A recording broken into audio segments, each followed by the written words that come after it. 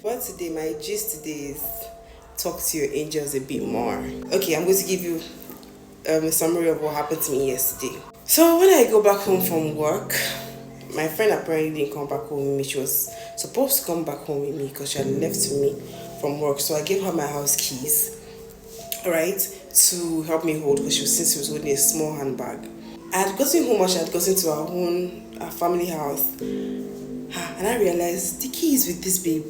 So we're struggling to get a ride to bring my key to my house. We tried boats, bike, boat ride, bike, and then apparently that time it was like around 9:30ish. That time they were not available.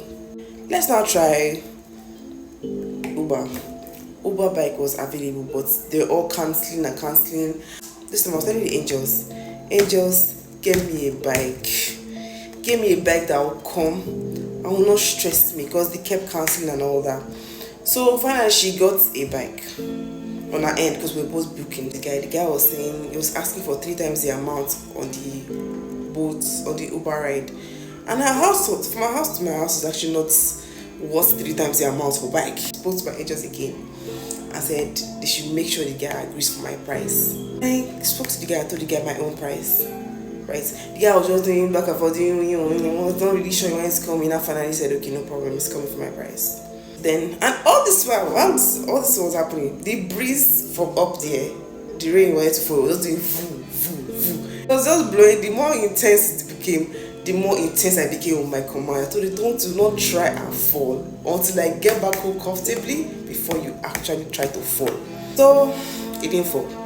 I went to pick up my key from the bike guy, finally came, and when I spoke to the bike guy was like, he did not know why he was even coming. He did not want to come, he didn't want to show up, right? He didn't have mind to. In fact, he planned not to show up, angelic assistance. So, after that now, I got back home, my keys, it was after 10, maybe 10:30 something. On the gates downstairs, I didn't see lights. I started speaking to the angels again. Angels, go and make sure they bring these lights. I always send my angels on errands because, yes, you should. I spoke. As I was climbing my staircase, they brought lights. Voila. Only for me to get to my house. There's no light in my own house, but there's light everywhere. So if I enjoyed the light I prophesied. I thought it was maybe a unit issue. I started calling by power back and forth to know to their customer care service to know if it was a unit issue. I started trying to register me for something. Till the process was long, but the last night I did not get lights. I slept in heat, and every other person had lights. The next day, I went to church, came back, still no light in my house. But every other person had lights. Finally, because I was hearing my spirit to call my security guy, because it's usually the one that changes my switch. Call my security guy and ask him if he forgot to change the switch from gen to light. I had this thing yesterday, but I ignored. I felt maybe it's my unit. Is that your unit or by power just acting up? I ignored. So now this time I didn't ignore anymore. I called the security guy. Okay, apparently the man said he went there and actually switched, and I got light in my house. After all the whole rigmarole at night, calling customer care and everything, I got light in my house. What happened? Phase 1 is not working, the phase 2 was working. I felt my spirit tell me this thing the night before. Call this man. And I did not do it. And I saw my neighbors enjoying the light that my angels had brought. It's okay. What am I saying in essence? There are 3 key things.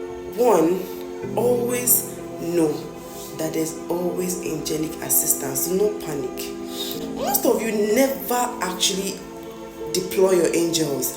You people just have angels. The angels are even on vacation. They are probably sipping juice.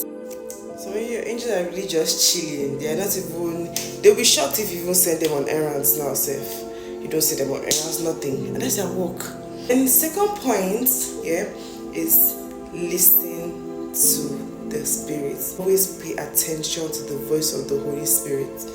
See, if I had listened to the Holy Spirit the night before, when he said to call my security, I will not have to sleep in heat. Just because I did not call my security guard. If I did, I would not have to sleep in heat. So listen to the Holy Spirit. Third point, do not go far from God. All these things, you enjoy them because you're under God's covering, because they're God's child. Just that? Good. And fourth point, your words matter. Do not speak negatively against yourself.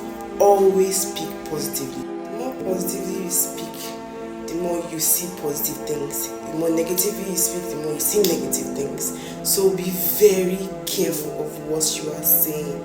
If you don't have what to say, what's better to say? Shut up. Do you get me? So that your words, when you speak them positively, they have a greater effect. Because if you now say something negative, then you now say something positive, how? So with that being said, get closer to God today. See, speak to God at any point in time. Be gisting with God. Just be telling God things. Gisting God about different things. What you're feeling. See, God listens to just those little gists that you think that they don't matter. And people will think you're already mad because you're talking to God. God listens and He pays extra attention to you. Try for a week, steady a week. Right? Just be gisting with God. And you see that some things you've spoken about with God, you've voiced out to God, you see some things start to change to life or something. God listens all the time. With that being said, I'm a great host, your baby girl Robin. Come back for the next tea talk. Come back for the next talk.